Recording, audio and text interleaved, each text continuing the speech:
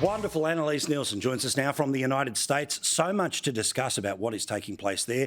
It's like 3 o'clock in the morning, and I appreciate you being up very early because as we go this way with the clock, you go that way with the clock, and you're getting colder as we roll on. So lovely to see you, mate. Lovely to see you.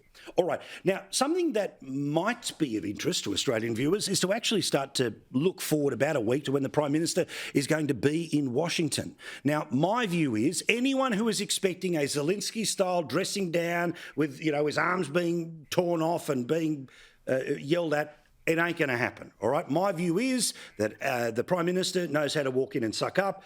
The President knows how to sit back and take it. So I don't expect any blow-up in the Oval Office. What are you hearing about how the Americans are getting ready, if at all, for this meeting next week? Look, the sense I'm getting is this is very much a checkbox exercise for the Americans. They've heard us really complaining for a long time that we haven't been getting this face-to-face meeting, that we haven't been getting the love we got used to under the Biden administration, that's for sure.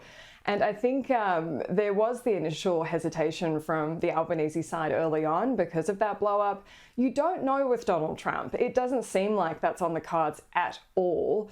But if he does say the wrong thing and it's the wrong day, Trump doesn't hold back. And so I think that's been the risk that they've been trying to mitigate for some time.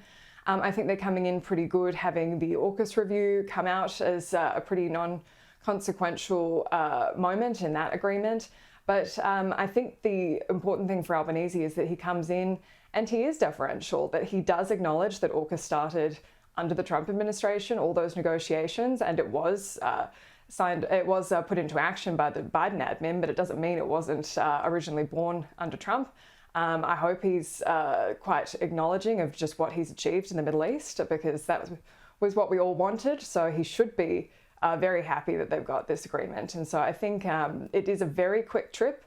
I've been told just time and again, Australia is not a problem child, so that's why we don't get the attention. And so that's kind of the sense I'm getting. Yeah, I get a bit of a sense that it's going to be part of a busy day. It's certainly not a repeat of the state visit where it was multiple things and the back and forth and the and sort of the clinking of glasses that happened with Morrison and Trump and with Albanese and Biden, okay? And of course, when eventually the media is around, yes, there'll be a couple of people that will sort of want to ask specific questions, probably from Australia's side, trying to get a blow-up happening. Reality is most of the American reporters, if that is the opportunity to talk to them, they're going to talk about the government shutdown because it still is shut down. It may be fixed in the next couple of days. Likelihood that it's done in the next 5 days, I don't know, we'll all find out together. But that is actually the context in which the next few days of American politics plays out, isn't it? Which is about whether the government works or not, is open or not. Oh yeah, and look, this isn't going anywhere. Both sides aren't talking to each other. And the problem is for the Republicans and the Democrats, it's playing well for both of them within their own bases. They're both blaming each other and their supporters believe them. So there's really no impetus for them to be coming back to the negotiating table right now. Trump's enjoying having this moment because he's doing a whole bunch of cuts and no one's doing anything about it. He's cut $28 billion worth of contracts to different Democrat counties and states. So it's a bit of an own goal on their side for that part. But for the Democrats, they have nothing else right now. They have no power in the House and Senate. This is the only thing they can dig their heels in on. And for the most part, it's really just government workers around places like DC that are suffering. And so we haven't seen the kind of broader shutdowns that we saw under the Obama administration. So that'll be going for some time. And I think the press will be asking about Russia, Ukraine too. Now that the Middle East is sorted, it seems like that's going to be the next focus. Trump, you said, get this done in 1 day, what's happening? And then the other thing will be, this is still going about getting the hostage remains back from Gaza, and that's likely to escalate in the next few days. And Trump's threatening force if Hamas doesn't disarm and get their act together to get these remains back. So I think that'll be blowing up around the same time as well. All right. Now, one that is very inside baseball, but it really matters, right? The Pentagon is introducing these weird new rules that basically say you can't get a pass to get inside the building to, talk to anyone serious unless you agree to a whole bunch of stuff. What are they trying to get people to do? Because I know basically everyone, including Fox News, is saying, no, that's too much.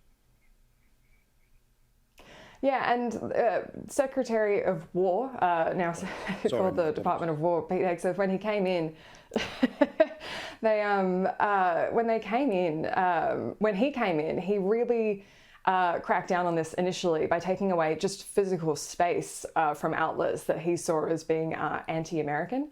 And that's a big deal for journalists. When you're covering that round, you should have a landing spot where you can do your work, and then you can go out and meet with people and have those conversations. And being in the room, you get, being in the building, you get that sense of who you're talking to and everything.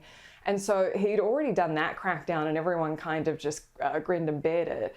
And so this is such a next level to say, I think essentially the really bad part was that you can't solicit any information that's not verified to be released. And that's really quite extraordinary, because what does that even mean? Like, the thing that they could do with that is just come down on anyone hard.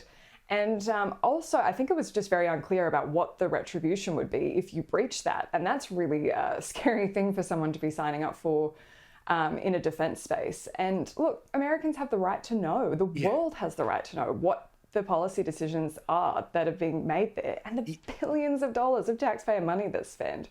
So yeah, I think this is Hegseth kind of fronting up, and this is the first time we've really seen all the press start to push back. Well, you know, I mean, it's just such a regime. I mean, it's just democracy's ending. And you know, that's the MSNBC view of things. I know that you've spent a lot of time in America. It's not great. Hey, I'm with you. I agree with you. It's ridiculous, right? I mean, also, you know, but hang on, wouldn't an official source be the Signal chat that he was in? Remember when they were going after the Houthis a little bit earlier? Unless it doesn't land well. Yeah. It's like, come you know on. How that's how these guys work. I know you've spent a lot of time in America that you now refer to a workspace or an office as a landing spot. A very American term, and I love it. I love it. We love you. That's very military, isn't it? Landing spot. Isn't it? Well, thank you, ma'am. All right. We stand to attention, Mrs. Patel, as always. Thank you. We'll see you very soon. Good on you, mate.